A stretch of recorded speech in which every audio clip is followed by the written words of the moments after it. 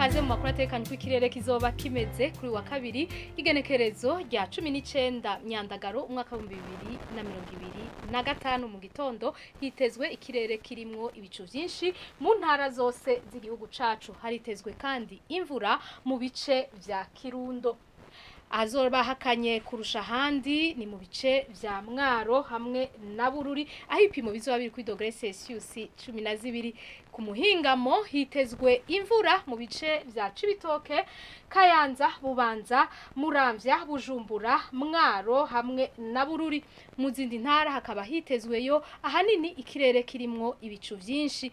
Ahazoranga ubushuhe kurusha handi ni mu gice ca Cibitoke aho ipimo bizoba biri kuri dogere Celsius 31. Ejo mu gitondo izuba rizoseruka igihe cy'isaha 12:06 rirenge igihe cy'isaha 12:06 nyene zo ku mugoroba.